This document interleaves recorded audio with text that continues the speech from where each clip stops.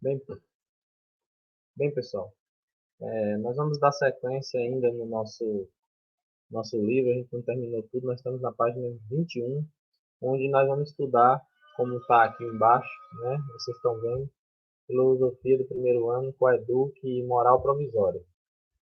E aí nós vamos tratar justamente do que seria essa moral provisória, né? Durante a antiguidade, na Idade Média, não houve da parte dos filósofos uma preocupação para distinguir a moral pública exercida no âmbito da política e a moral privada exercida por meio das ações, escolhas e as escolhas individuais, né? Julgava-se ambas, né, que deveriam ser juntas. Então, assim, o que que a gente precisa entender, assim, a moral pública, né, e a moral individual, elas eram unidas. Até porque as pessoas na Idade Média não tinham, por exemplo, individualismo, né? Não havia individualidade, tá?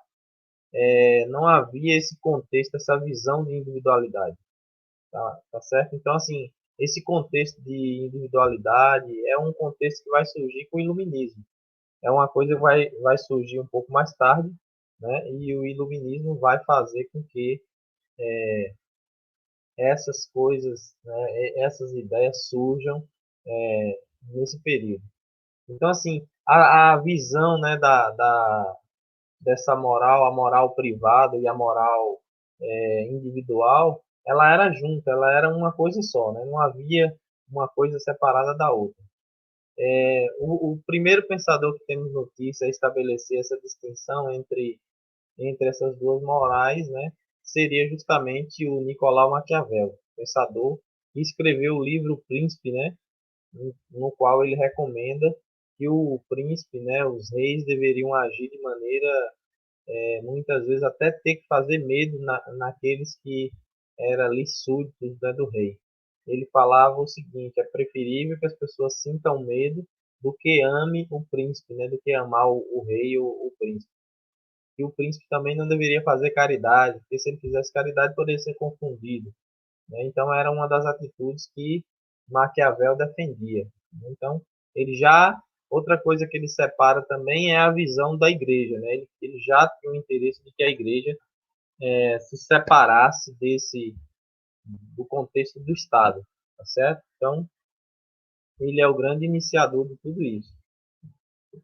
Sua obra então produziu no século XVI e é considerado um marco, né, na passagem do pensamento moderno, que será abordado posteriormente, e os estudos de filosofia política. Então, Maquiavel foi um dos que deu esse pontapé inicial, né, esse que iniciou esse processo dessa, dessa transformação, né, dessa modificação, né, dos estudos filosóficos e a filosofia política. Porém, desde de já é importante destacar também uma das teses defendidas por Maquiavel é que é preciso governar as pessoas considerando suas tendências, né, e más paixões. Ele também levava em consideração a isso. Uma vez que por sua natureza virtuosa, ideal que não seria encontrado na prática, né? Então, muitas vezes, na visão dele, o, o indivíduo virtuoso, né, não era encontrado. Então ele achava que todas as pessoas deveriam ser tratadas com uma certa firmeza, né, com distanciamento. Nos séculos seguintes, a ética racionalista continuou predominando, mas polêmica a polêmica instaurada por Maquiavel foi um dos fatores que contribuíram para promover novas reflexões filosóficas em torno da relação entre a moral e as paixões. Nesse contexto, destacou-se no século XVII a obra de René Descartes, né?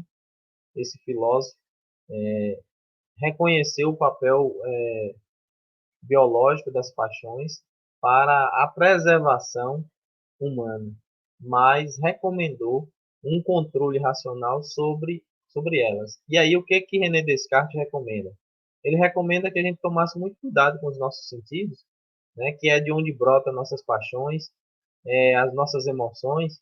Então ele recomenda isso, fazendo com que a gente use mais a razão do que as emoções. Porque ele dizia o seguinte, olha, os nossos sentidos, os nossos sentidos nos enganam muito, né? As nossas emoções, elas muitas vezes nos enganam. Então a gente precisa passar pela experiência da razão. É preciso passar pelo crivo da razão todas as coisas que formos praticar, né? Principalmente em relação ao conhecimento, é preciso fazer essa observação utilizando a razão para a gente não correr o risco de desenvolver um conhecimento de senso comum e muitas vezes lá na frente ser um grande engano, né? É, o engano é como se fosse assim, né? As aparências, né? As aparências é como se fosse assim a ciência do engano, né? Então é preciso, ele defendia que a gente usasse a razão de uma forma que isso ficasse bem claro, né? Que era preciso racionalizar, que era preciso investigar todas as coisas, né? O projeto político de René Descartes era de contribuir para fundamentos para uma ciência, o que realmente, verdadeiramente aconteceu. Então, uma ciência mais rigorosa, precisa e abrangente, e que em sua época, né, que precisava se desenvolver. Na época dele, tinha ainda muita coisa que era envolvida com o senso comum, não havia investigação mais precisa, né? Por isso se dedicou a elaborar um método que produzia a razão em sua busca pelo conhecimento, né? Que conduzia a razão em sua busca pelo conhecimento. Então a razão ela passa a ser utilizada assim fortemente, né? É um resgate da cultura grega, porque lá com Platão, Aristóteles e Sócrates nós já tínhamos o conhecimento da razão. Inclusive a gente viu lá nas páginas anteriores, né, falando que Sócrates, nos seus discursos, né, usando a maiêutica, usando a ironia, ele chamava o indivíduo para a razão, para ele perceber quanto ele ainda precisava investigar. Então, ele acreditava que a abordagem adequada de todos os problemas que interessava à humanidade se subordinava justamente à validade do método utilizado para alcançar o conhecimento. Então, era usado um método, e esse método que ele vai usar é o método que mais tarde vai virar o método cartesiano, mas uma das coisas que ele usava bem assim era a dúvida metódica, né? Ele usava a dúvida para tudo, né? Tudo que se tratava de conhecimento, ele então colocava ali como uma coisa que poderia ser, mas que precisava ser investigada, né? Apenas por meio dele seria possível fundamentar ciências voltadas para novos objetos, né? Com eles a moral, denominada pelos filósofos de moral perfeita. É aquele tipo de conhecimento que o indivíduo consegue realmente comprovar. Então, é um tipo de moral que o indivíduo sabe por que ele está falando aquilo, né? Não é uma coisa aleatória, solta, tá? Ele sabe por que ele está falando. Contudo, antes de alcançar esse método, não seria desejável permanecer sem referências para decidir entre o certo e o errado no momento de agir, né? Então, era preciso que a gente tivesse algum tipo de conhecimento prévio ali, né? Pensando nisso, o filósofo propôs 4 regras para compor uma moral provisória, pautada errado no pautada no pelo acordo com as leis e os costumes relacionados com a autopreservação. As regras dessa moral provisória era a seguinte, né?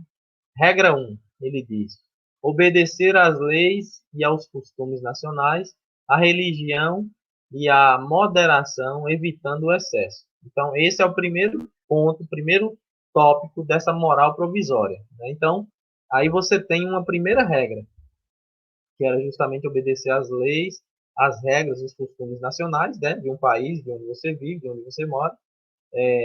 a obedecer também à religião, e a moderação, é ser um indivíduo ali tente se controlar, né? Ser moderado, evitando todos os excessos, evitando todos os excessos. Segunda regra, ser firme e decidido nas ações, seguindo as opiniões provisórias com o mesmo rigor que se teria em relação a mais segura, as mais seguras. Então, assim, seguindo, né? Você conseguiu identificar uma coisa, tente seguir ou está lutando para identificar, tente seguir aquilo com uma certa precisão, né? Com uma certa determinação, como você seguiu os outros que conseguiu comprovar, né? Os outros conhecimentos que você conseguiu comprovar. Então, o que ele fala, né? Ser firme, né? Nas decisões, seguindo opiniões provisórias, né? Seguindo as opiniões provisórias com o mesmo rigor que se teria em relação às demais seguras. Terceira regra, vencer a si mesmo e não ao destino, buscando mudar os próprios desejos e não ordenar, não a ordem do mundo, né? Então, assim, é preciso vencer a si mesmo e não ao destino, né? Muitas vezes, às vezes a pessoa acha que vai vencer, que ele está vencendo o outro, que ele está vencendo o destino, ele está vencendo a si mesmo. As grandes dificuldades nossas é a gente vencer nossos próprios ímpetos, nossos próprios sentimentos, que às vezes são sentimentos negativos, às vezes são sentimentos que não são muito claros, né? Então é preciso que a gente vença a si mesmo, né? Vença nossos próprios ímpetos, né? Nossos próprios desejos, e não a ordem do mundo, né? Às vezes, você quer vencer o mundo, mas você não percebeu que às vezes você precisa vencer a si mesmo. A quarta regra é adotar melhor das ocupações, ou seja, busque fazer alguma coisa que seja importante, né? Você está, às vezes, fazendo alguma coisa, busque fazer isso, por exemplo, a se dedicar a uma leitura, se dedicar a um bom trabalho, se dedicar a uma causa justa, né? Cultivar a razão para alcançar o conhecimento verdadeiro, seguindo o método cartesiano, que era o que ele propunha, né? Ele propunha um método que, se tivesse algum tipo de dúvida, você deveria continuar investigando, né? Se houvesse qualquer tipo de dúvida, era preciso que você continuasse investigando os assuntos, né? No contexto a seguir, o autor reflete sobre a moral provisória cartesiana, né? E aí tem um texto aqui interessante aí na página 22 que vocês vão ver, né, com essa imagem que vocês estão vendo. E aí o texto diz o seguinte, né? Para uma atitude tão radical, fosse possível, e se tivesse coerência, Descartes não poderia apenas se livrar de todas as verdades que possuía, já que duvidava delas e não queria mais se iludir com as falsas certezas. Essa atitude, e se fosse possível, o, o, o paralisaria totalmente, pois antes de se certificar de alguma certeza, nada haveria para que pudesse levar a cabo uma investigação e encontrar alguma, né? E encontrar alguma dúvida, né? Algum conhecimento. Como viajar e meditar sobre a verdade sem nenhuma verdade nas mãos?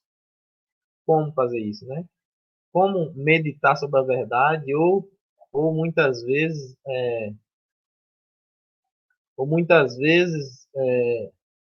viajar, né, nessa verdade, se você não tem nenhuma verdade, não tem nenhum conhecimento da verdade, fica cada vez mais complicado.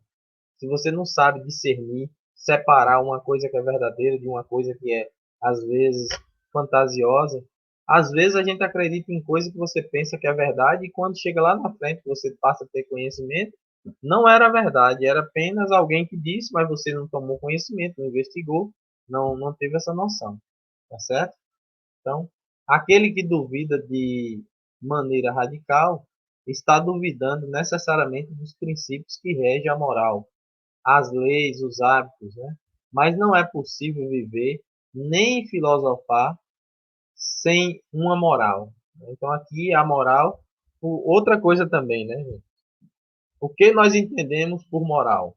A moral é um conjunto de regras, né, que coloca o indivíduo ali, é, ele vai acertar sobre essa moral, ele vai buscar colocar essa moral. Essa moral também são os hábitos que ele, ao longo do tempo, ele adquiriu, ele acabou adquirindo na sua trajetória, né? Tudo que a gente aprende, o que a gente faz de maneira voltada para um conceito que a gente desenvolveu desde criança, né? A gente está aprendendo atos morais. Geralmente a gente aprende muito com o pai, com a mãe. Olha, devemos respeitar as pessoas, devemos respeitar os mais velhos, devemos respeitar as crianças, devemos respeitar todas as pessoas. E isso faz com que eu incuta na minha própria vida um contexto moral, né? O não matar, não roubar, tudo isso são contextos morais. O que a gente está fazendo da nossa vida, a gente está se construindo dentro de um contexto moral, tá certo? Então, o que ele vai dizer aqui, ó, não dá para a gente fazer, duvidar de tudo e não ter uma moral. É preciso que a gente tenha, né? Descartes recorre à metáfora do edifício que simboliza o conhecimento. Para construí-lo, seu dono precisa de uma morada provisória, onde passa a se alojar comodamente durante um tempo que trabalha na construção da moradia definitiva, né? Surge assim a moral provisória que Descartes postula para si mesmo a fim de viabilizar a construção de sua filosofia. O que, que ele de consecução de sua filosofia, ou seja, uma sequência, né? O que vem depois. Essa moral provisória é aquilo que a gente passa a conhecer no início, né? Você passa a ter conhecimentos, muitas vezes, que em um dado momento você acha certo. Aí depois, quando você estuda, aprende, investiga, você vai ver que aquilo que você fez não é tão bom. Aí você muda a sua postura, você muda a sua maneira de ser. Isso aí, você saiu de uma moral provisória para uma moral permanente, é uma moral que é chamada de moral perfeita, tá certo? A moral perfeita. Então, essa moral perfeita aí é justamente o que René Descartes está buscando, que nós, de certa forma, todos nós devemos acabar buscando, né? Devemos acabar buscando, tá certo? Nessa moral provisória aí, existem essas regras, né? As regras que foi estabelecida. É bom lembrar, né, para refletir aí, que essas regras estabelecidas por Descartes foram regras que estabeleceram uma moral mais, vamos dizer assim, mais abrangente, mais definitiva. Depois nós temos aí na página 23, na página 23, conatos e paixões, né? Conatos e paixões. O que, que a gente pode entender sobre isso, né? Conatos e paixões. Na perspectiva racionalista da moral provisória cartesiana, as virtudes e o dever permanecem como critérios de moralidade, né? As virtudes e o dever permanecem como critério de moralidade. Então, assim, o que é virtude? É um conjunto de qualidades que o indivíduo vai adquirindo e que essas qualidades é aquilo que vai dizer assim, poxa, fulano tem uma moral, vocês perceberam? Ele é uma pessoa que, né, tem uma maneira de agir com os outros, tem uma forma de agir assim, ele não faz nenhum tipo de coisa antiética, ele cumpre sempre com as metas que muitas vezes se espera dele. Então, é um certo dever, né, permanente de analisar os critérios da moralidade.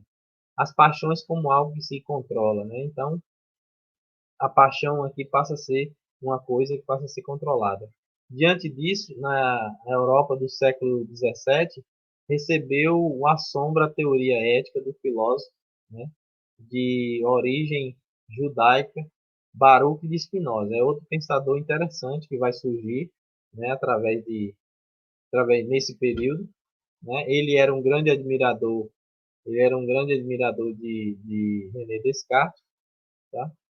Vocês que estão vendo aqui, ó, nessa prateleira aqui, ó, deixa eu ver se eu acerto aqui. Aí, tem um livro aqui assim, ó, um livro aqui, ó, esse livro aqui, a Ética de Spinoza. Esse livro é de Spinoza, né? Esse pensador que eles estão falando. Esse livro aqui, e aqui na estante aqui, mais tem mais uns três, uns dois dele, né? Ele é um pensador holandês que nasceu em Portugal, mas foi morar na Holanda porque ele era judeu e na época que na época os portugueses católicos perseguiam os judeus, né? E muitos deles fugiram, saíram de lá de Portugal e foram parar na Holanda, que era um país mais livre, né? Suíça, esses países eram um pouco mais livres em relação às religiões, né? O credo de cada um. Então ele se dedica ao estudo matemático, né, assim como René Descartes. Ele escreveu uma obra denominada Ética, que é essa que eu falei para vocês que está aqui, ó, aqui atrás, tá? Essa aqui, tá? Denominado Ética, demonstrando a maneira dos geômetras, né? Porque nessa época a gente tinha um tipo de matemática geométrica, tá certo? Eu vou dar uma paradinha aqui para a gente não ficar com o vídeo muito grande, até não ficar muito cansativo para vocês assistirem, tá? É, vou parar por aqui.